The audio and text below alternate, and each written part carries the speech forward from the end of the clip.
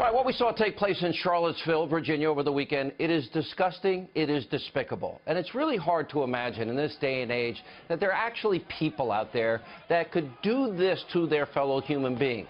It's hard to imagine that there are people in this country that have these types of hateful, inexcusable, racist, white supremacist views. And it's also hard to imagine that there are still some people that have that high level of ignorance that, yes, live amongst us. Now, there's no place in this country for these neo-Nazis, fascists, white supremacists. And what they stand for should be condemned in the widest terms possible by all good people in this country. What they believe in, it's the complete opposite of what the United States of America stands for. And sadly, we have seen way too much of these kinds of acts over the years.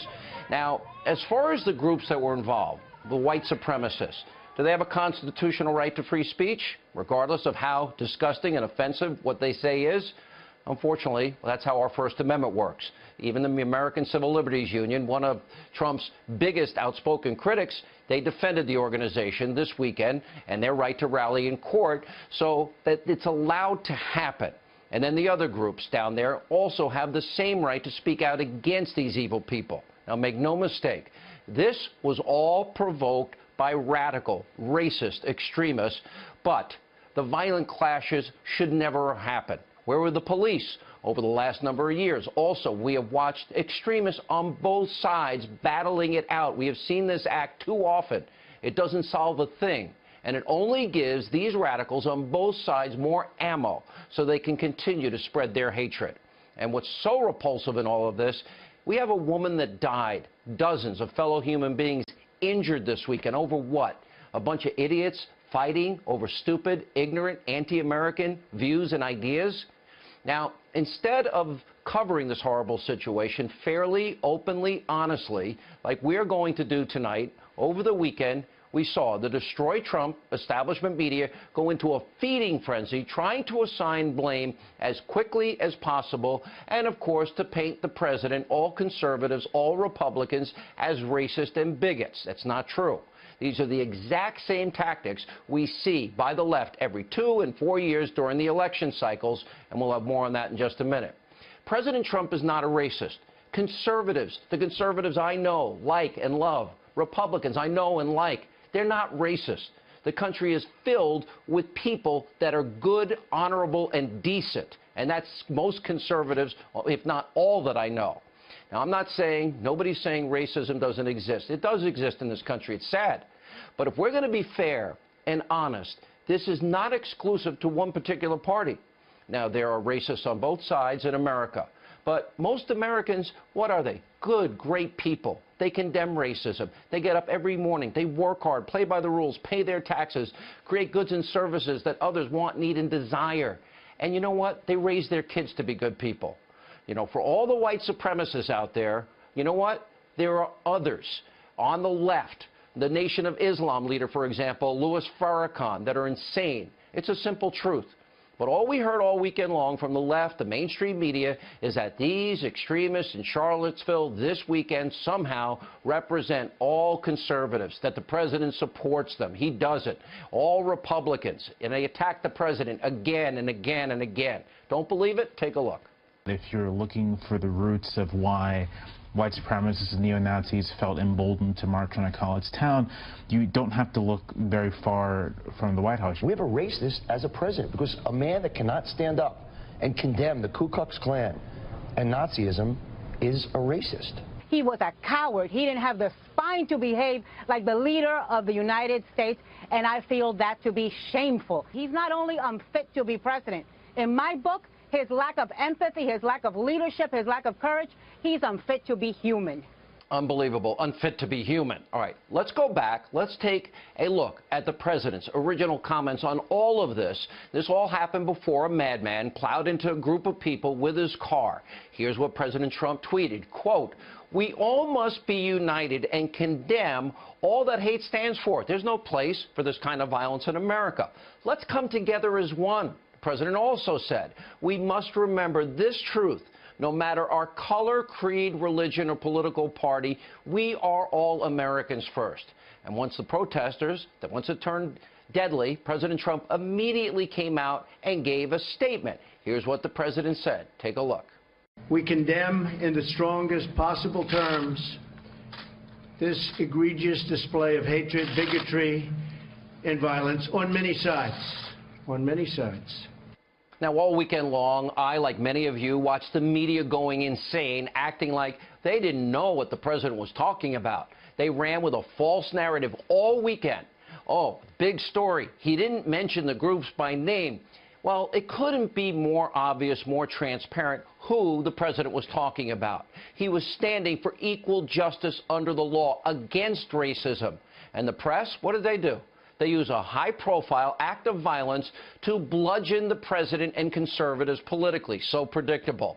Now, it was crystal clear what the president was talking about. But the press, they went after him anyway. And the Destroy Trump establishment media, they didn't care about the violence, seemingly, or the racial tensions they're creating, or the civil unrest as much as they cared about using this tragedy as an opportunity to attack people they disagree with, and in particular, the president, to try and inflict as much damage politically as possible. You know what? Just like they have done since November 8th. That's a simple truth. So President Trump, once again, he came out today. He condemned again what happened. And yes, he called out the groups by name. Take a look. Racism is evil, and those who cause violence in its name are criminals and thugs, including the KKK, neo-Nazis, white supremacists, and other hate groups that are repugnant to everything we hold dear as Americans. But you know what? We all know that's not going to be good enough. The media's never going to be satisfied with anything the president says or does because it's not part of their ideology and narrative. They want to paint the president, conservatives, Republicans, as racist and bigoted by ignoring what he said this weekend, ignoring him over the years again and again and again, condemning white supremacists, people like David Duke. For example, let me give you an example. This is Donald Trump over the years, something the Destroy Trump media will never show you, condemning Duke, white supremacists. Look. What are your views on the Ku Klux Klan and white supremacists? I totally disavow the Ku Klux Klan. I totally disavow David Duke. I've been doing it now for 2 weeks. You're probably about the 18th person that's asked me the question. I didn't even know he endorsed me. David Duke endorsed me? Okay. All right. I disavow. David Duke announced his Senate candidacy, claiming your agenda for his own, or essentially saying, glad that you spoke out. Are you ready before you ask the question? Newt Gingrich said every Republican should repudiate this guy no matter what it takes. And I do. Rebuked. Is that okay? Rebuked. Rebuked. Done. What do you see as the biggest problem with the Reform Party right now? Well, you've got David Duke just joined, a bigot, a racist, a problem. I mean, this is not exactly the people you want in your party. Bigot, racist, rebuke, repudiate, want nothing to do with. Now, President Trump and the people that voted for him and that support his agenda, they don't like racists. They don't like bigots. They do not like what went down in Charlottesville. Conservatives that I have known my whole life. Republicans I have known my whole life. People like me. What was this election about? The forgotten men and women. The people that are out of work, in poverty, on food stamps. The doubling of our national debt. What was this election about? It was about getting jobs, getting our economy back in shape. It was also about keeping our country safe and secure. That's what this election was about. But yet, every 2 to 4 years, the left, the Democrats, the media, they divide Americans by playing the race card every single election. Remember 1998 radio ad, Missouri, oh, elect a Republican and black churches are going to burn. Or the James Byrd ad in 2000 when George Bush supported the death penalty for the guy that brutally murdered an innocent man by the name of James Byrd. For example, take a look throughout history. Many Republicans talk in coded racial language about takers and losers.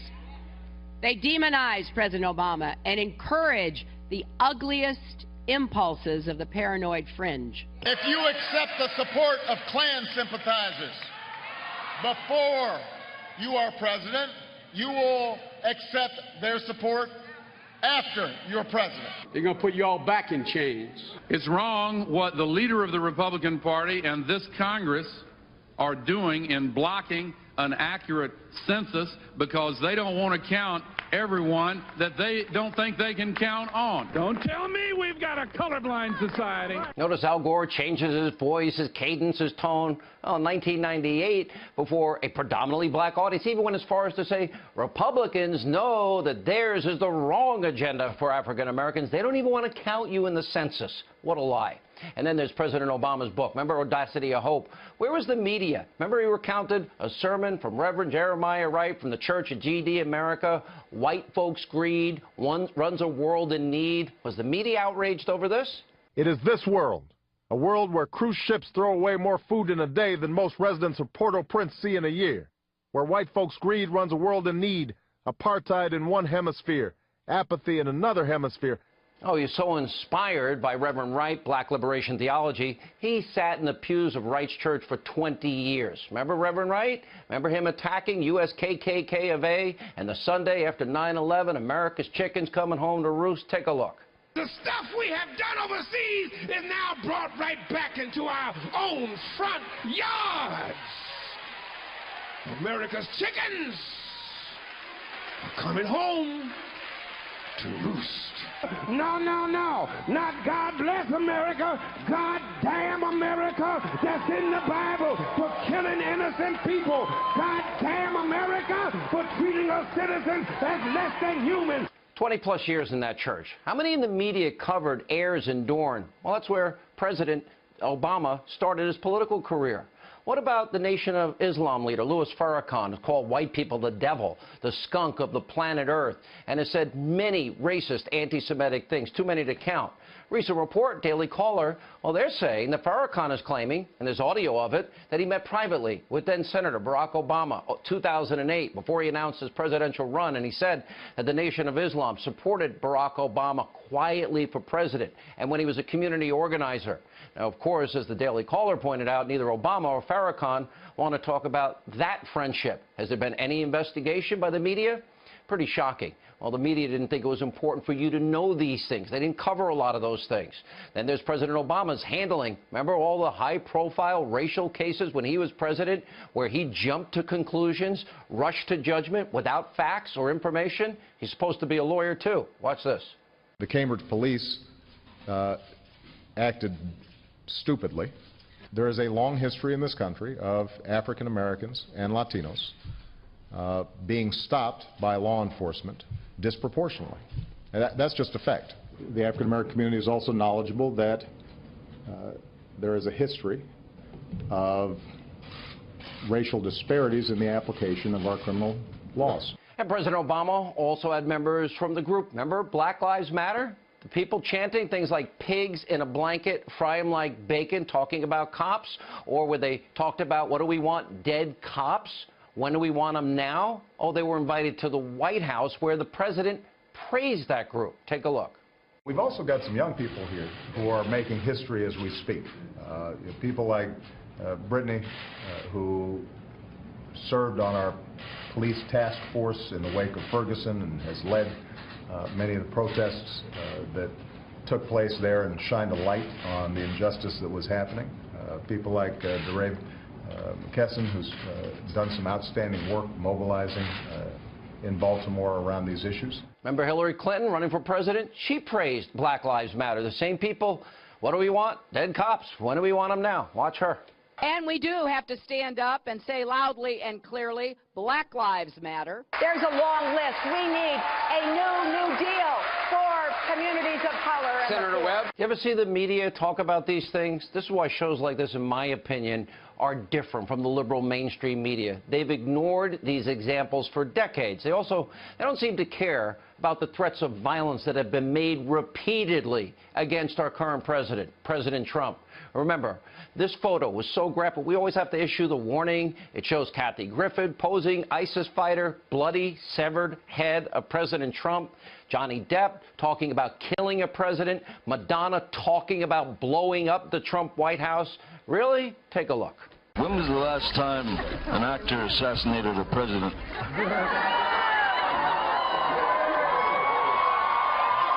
I want to clarify, I'm not an actor. I lie for a living. However, It's been a while.